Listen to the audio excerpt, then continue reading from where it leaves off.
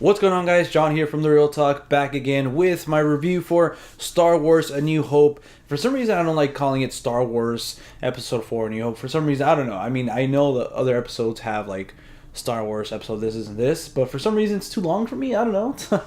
But, guys, sorry, this review is up a little bit late. I was supposed to put it up Monday. But with that being said, I'm going to be also uploading my Star Wars Empire Strikes Back review later on today, like around 5 or 6. So stay tuned for that. And tomorrow actually is the big day, guys. I'm going to be going with like all you other guys at 7 o'clock, I think, in Pacific Standard Time. I'll be going to watch Star Wars The Last Jedi. But also tomorrow, around the same time, like I believe 12, I'm going to be uploading my review for Star Wars Return of the Jedi, and then around the same time, 5 or something like that, I'm going to be uploading Star Wars The Force Awakens, my review for that. But let me know if you guys want to see my Star Wars The Last Jedi review that same night, like right after I get out of the theaters, because that's when I do it. I come home, I shoot my review and stuff like that. Or if you guys want it on Friday, let me know. I'll do whatever you guys want. I just don't want too many videos in one day.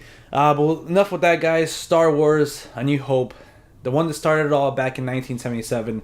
I remember watching this one in theaters. Now, I was born in the early 90s, so I don't really have obviously I don't have a memory to go to watching this film, but I do remember watching it in VHS. Like I've said in some videos before. My dad had the pack that had all the original trilogy, and I grew up watching those on tape, and obviously this one, and I just had a lot of fun with it. You know, when I was a little kid, I didn't know what was going on. You know, the whole big reveal that happens in episode 5. You know, I kind of grew up knowing that. It wasn't really a big shocker, but I still like that moment. But man, rewatching A New Hope, I rewatch it like at least once a year, I want to say. And if not, like at least every 2 years. Like I try to watch it frequently. You know, there's just a lot of movies, you know, obviously out and stuff like that. But this time I watched it, guys. It's just I realize how truly a classic it is, how remarkable it is, and just how timeless it could be. You know, like I could just put this on whenever and just watch it all the way through. You know, if it was on TV and like I caught it midway, like I could still watch it, you know. And this is, I'm going to start off with, you know, my negatives from the prequels, something that I talked about the prequels. And this film, obviously it was back in the day, back in the 70s, so they didn't have like green screens. They did and stuff like that to a certain extent, but this film like automatically just felt very real to me. The sets were there, you know what I'm saying? And like even the special effects were still great. I don't know if they retouched them a little bit, you know, with the Blu-ray releases, but I still have them on this DVD set right here too. So I don't know if they retouched them or anything, but the visual effects they hold up like so much, and it just looks so real, especially the sets they're on. And this is why I love the prequels a little bit more. I'm sorry, the original trilogy a little bit more, because it just feels like a different world, like a galaxy far, far away. You know, like it just like the cantina scene, for example. It just feels like a real bar. You know, everything's there. Even the characters, that scene's great because they just show a bunch of like different aliens and stuff like that, like other, you know, life forms and stuff like that. So it just makes you seem like this is like the one spot where they all come together, and it just makes that galaxy feel real. Like there's a history behind it too. And I can also say that for C-3PO and R2-D2, like right off the bat, I noticed that they're not all shiny looking like in the prequels, you know. And not that, you know, I knock on that, but it's just like you can instantly tell that they've been through some stuff, you know, like they've been here for a while. So already in that little small detail, you can tell like there's history on there too. And going on with the rest of the characters, we get introduced to obviously Darth Vader and Princess Leia. And for me, man, that scene is so iconic for me when Darth Vader just comes in and, you know, and you see the other stormtroopers. And it's interesting how it's shot too, how everything else is like, the set is white, the ship inside it is white, and the stormtroopers are white, so that way when Darth Vader comes out, he stands out, you know. And I always thought that was a great choice. And real quick, bouncing onto cinematography, with the original trilogy, I noticed that there's a lot of great shots, but just and in this scene in particular too, that I'm going to talk about a little bit later, and more in depth, where Luke is looking out to the two suns. It's just beautiful, you know. In my opinion, it's just a great cinematography. But yeah, that's what I was going to talk about a little bit visually. I'm bouncing like back and forth from like, you know, cinematography and characters. But going back to Princess Leia real quick, she's just a total badass, and it was bittersweet to seeing Carrie Fisher there again. But it was also, I also love that she was there. She was here to give us that performance, and obviously she's done a lot more things outside of her performances and stuff. But it's just seeing how Princess Leia as a character she is and stuff like that again. And it's like that scene also where she's being rescued by Luke and Han and Chewie and C-3PO and R2-D2. I don't want to leave anybody behind, but you can tell that she's like just like a badass character. She's like, well, someone has to save our skin or something like that. I'm not sure quite sure what the line is, but it's great how she just kind of just takes charge, you know. And it's so awesome to see that. Princess Leia and Carrie Fisher were that in back then, you know. So going on with the other characters, we finally get to Luke, when he's and his uncle are trying to buy the droids and stuff like that, and you get that famous line, you know, but I was going to Tachi Station to get some power converters, you know.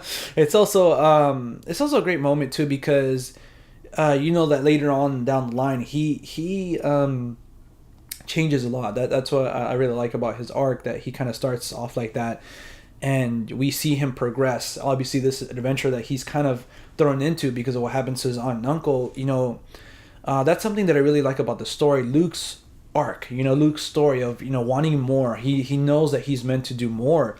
And you see how I'm already talking about characters, you know, and how they have motives and arcs and stuff like that. Not saying that they don't in the prequels, but it's just they spend a little bit more time on these characters in these original films. And yeah, his arc, you know, of like knowing that he's meant to do more and stuff like that. And I think everybody can connect to that. I'll jump into that scene that I was talking about when he's looking out to the two suns. And that great score by John Williams, it gives me chills. It just, you know, makes me feel emotional. It just like, you know, his score throughout this film, and even the original trilogy, his score just stands out, and it's just so beautiful. It's one of those few scores that, you know, I feel like as a composer, I'm not a composer or anything. I don't really know much about it, but if you have one hit from one movie, it's awesome. But then you have John Williams come in that has like Indiana Jones, Jaws, and stuff like that, and just countless others, and then he has like this soundtrack in Star Wars that literally has like a bunch of tracks, a bunch of scores and stuff like that we all like still hum to today, you know what I'm saying? And like we sing to ourselves and stuff like that, and like it's just so amazing what he was able to do. And it's interesting too, real quick, now that I'm talking about John Williams, I never knew this, but obviously everybody knows how you know, this movie had a lot of problems on set and stuff like that, and I believe that the first cut that they saw, they were kind of like, man, like the studio's gonna pull the plug on it. But they got I'm not sure what her name is, but George Lucas's wife, to come in and re-edit it, and they also added the score. And it's amazing that, you know, I feel like once they saw this movie with the score, they're like, okay, we can put this out, you know. Not saying that the film was maybe bad or something. I'm just saying like that's something I found out recently, and it's interesting.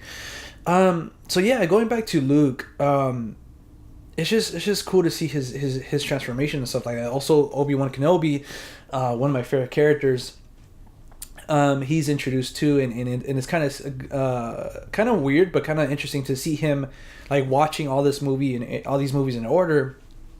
It's kind of interesting to see him from, you know, episode 3 to episode 4, and like his character and how far he's come along. And there's kind of this is where you can kind of see that the original trilogy and the prequels kind of sometimes don't, like, you know, like not mesh well, but like kind of, you can tell like there's some time between them, and if maybe like George Lucas didn't know like everything because he didn't know like R2-D2, you know, And like he says like I don't ever remember owning a droid, which is true. Probably he never owned one, but he knew he had Avengers with R2D2, you know. So it's like what the heck. But then we get to this great scene where he's explaining to Luke everything. He's telling him about Anakin and stuff like that, and that's one of my other favorite moments too. When Luke first picks up the lightsaber, for some reason for me it's just so iconic and so memorable. You know, he first picks it up and kind of just waves it around and stuff like that, and Obi-Wan's telling him about the Clone Wars and stuff like that, and that's just some great for me it's just one of my favorite scenes too. But let's fast forward to Han. He is watching this film again. He's a great character too. I really like his character. He's one of my favorites. He's in my top 5. If you've not seen that video, link to that's gonna be in the description down below as well. He's just an awesome character. How he's introduced in the cantina and stuff like that, and he's kind of you haven't heard of the Millennium Falcon, like come on, like and his transformation throughout the movies as well is pretty cool. His arc. But yeah, he also Chewie get introduced to Chewie and stuff like that. And it's interesting how some of these characters don't have a lot of they have like lines, I guess, but we can't understand them. But they're so effective, like we can still understand what Chewie is trying to say. Sometimes we can still understand what R2D2 is trying to say sometimes as well. But yeah, and then we get that whole infamous scene, of who shot first, Han or Greedo, so like. But yeah, just. I don't know what else to talk about, guys. Darth Vader. We'll talk about him a little bit. He's important, right? His like I said, his introduction it's just so awesome. He just comes and starts bossing people around and stuff like that. And his so he doesn't. I don't want to say he has a lot of arc in this film because he's kind of just there to be not the villain like any other movie. Like he's just a bad villain or whatever. You can certainly feel his preference, and it's awesome. Like how he has some moments like with Obi-Wan and how that back and forth of I think he said when you left me I was only a student or something, but now I'm the master. And it's just so cool to see that too. And yeah, he's just so badass, And also, I like that he, since he was a pilot, I'm saying, watching the prequels to now, it's cool to see that he comes back and picks up, where he left off in, being a starfighter and stuff like that. He was little and he was into that and stuff like that, the pod racing and stuff. So it's cool to kind of see that, like, he still wants to go out there and, do stuff.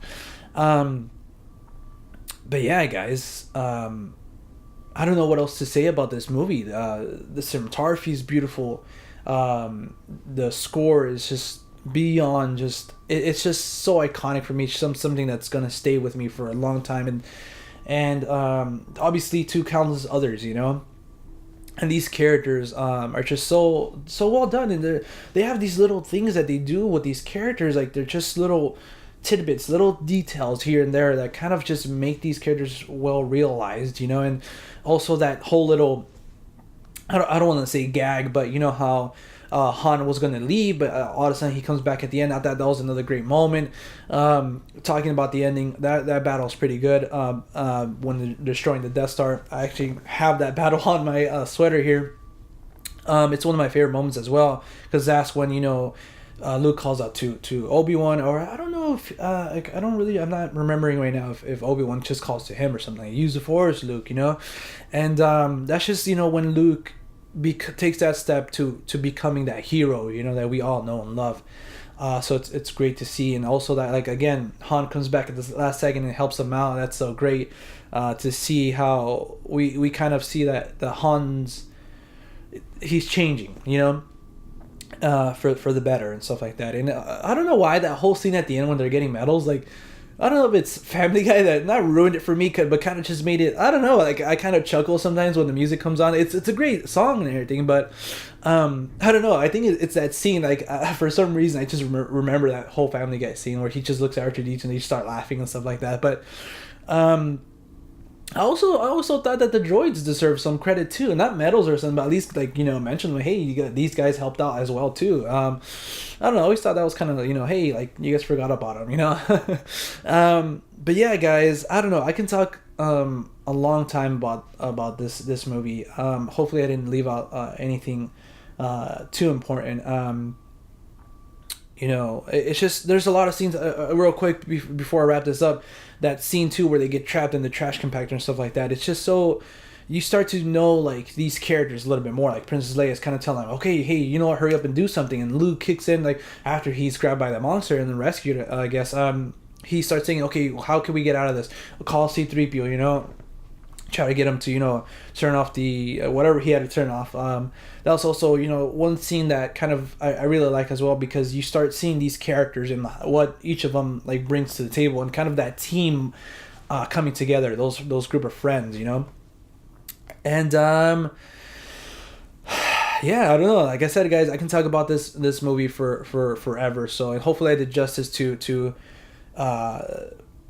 give it this score, because I've never given a movie this score, and for me, it still holds up, and it's still one of my favorite movies. And to know that what this film means to a lot of people, not just me, a lot of people, not even, you know, the people that are in the film community, not even people like everybody knows about Star Wars. This movie is so iconic, and even everything that it achieved in filmmaking, it's just so perfect, you know. And with that being said, I have to give Star Wars: A New Hope a 10 out of 10, guys. Perfect.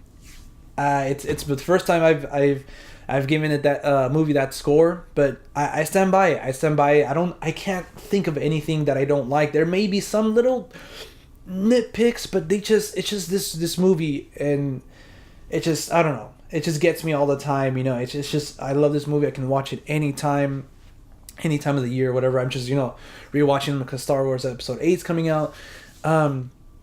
So yeah, let me know in the comment section down below. You guys know the drill. What you guys thought about this movie, or anything, you know, about the prequels or anything. Let me know in the comment section down below.